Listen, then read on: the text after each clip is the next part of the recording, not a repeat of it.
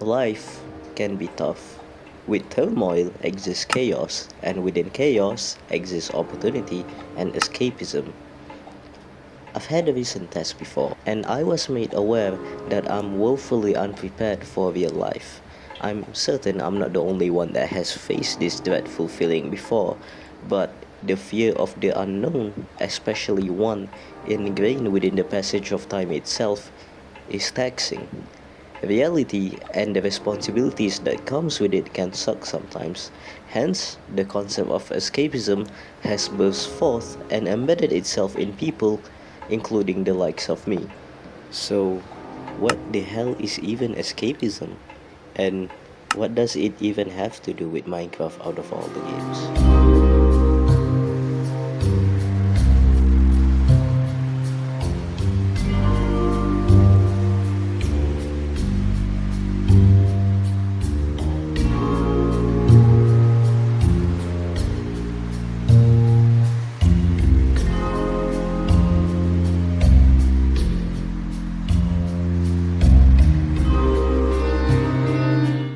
Let's start with the base concept itself.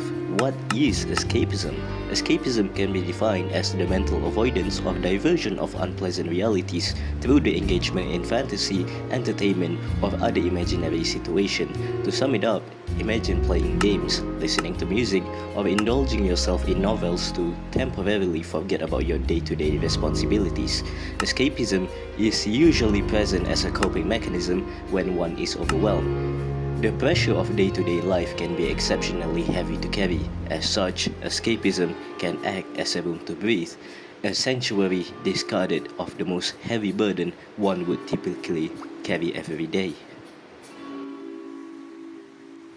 As a virtual sandbox, Minecraft and escapism go hand to hand together. For anyone that has had their childhood consist of placing and breaking blocks, Minecraft stays eternally faithful to itself.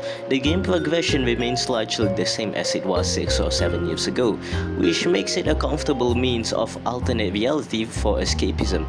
There's also not really any set goals in Minecraft. Yeah, sure, you could beat the end, and it is sought after by long-time players, but there's not really any obligation to do it. The game plays just fine whether or not you have entered the void of island that is the end. The freedom of choice is a stark contrast compared to the real life. With that in mind, Minecraft is a blank canvas. Without a set storyline, you are pretty much in control of everything, and you are free to set out how your own story plays out. This inherent sense of control is what makes it so tempting for those seeking escapism, being able to grasp for control whereas they'd be helpless in another world. The freedom to create anything largely correlates itself with art, and art itself, with how it's been used to express emotion, is very much in tandem with escapism. As humans being, we are beings that has emotions flowing through our soul. A person distressed from their day-to-day life might use art to express their grievances. After all, art comes with underlying meanings.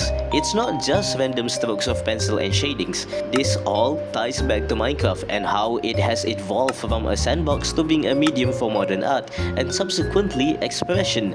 Being able to utilize your creative freedom without the gaze and judgment of other people makes Minecraft exceptionally attractive for those who are feeling lost. Minecraft is akin to a sanctuary, shielding one from the tumultuous judgment of other people.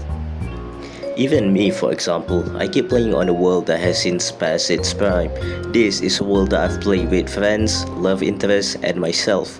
The reason I keep going to construct more and more build despite acknowledging the fact that no one will see them is due to the feeling of accomplishment I get from it. I'm not trying to cling onto what was and replace what is now. I'm merely improving the place of my refuge that I visit ever so often to decompress myself. The loneliness sucks, but the sense of safety and being able to forget real life problems even for a short while puts me at ease.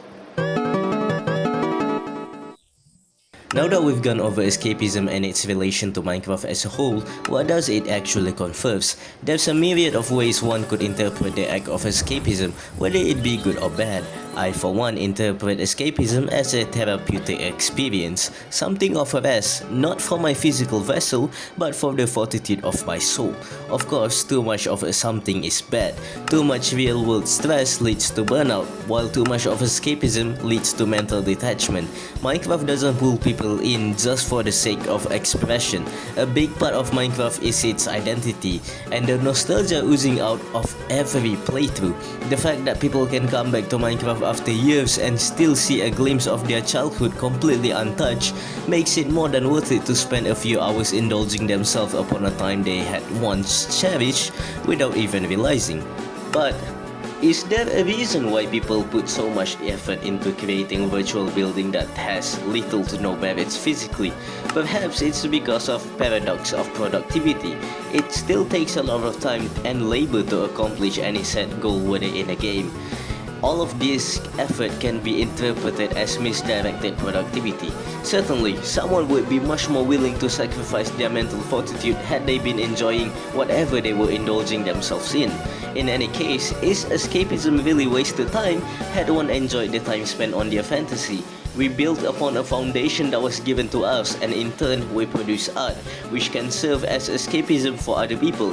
What we may take for granted can be immersed by another wandering soul. Not to mention, the community aspect of Minecraft can also blur the line of escape and connection. What we may be attempting to escape from may not necessarily be a problem, but rather that we seek something that we couldn't harness.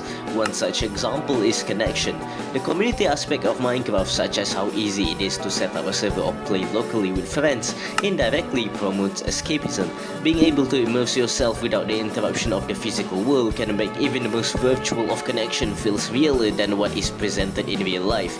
Gone are the anxiety of speaking face to face. The slight anonymity also makes it easier for one to air out their grievances through chat, making it possible for one to be in a more controlled environment with less confrontational exchange.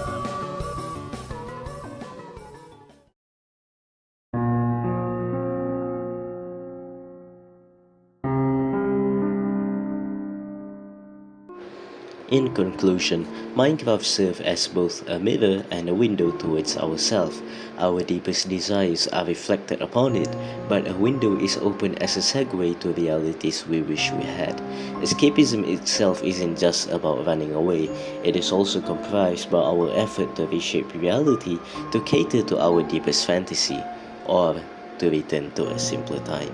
In any case, Minecraft has proved itself to be quite an integral part on this ever so expanding ideology, especially with the younger generation having disconnects over reality.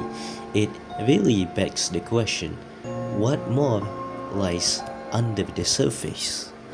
Or should we even make an attempt to delve onto what is hidden under the complex compartment of human psychology?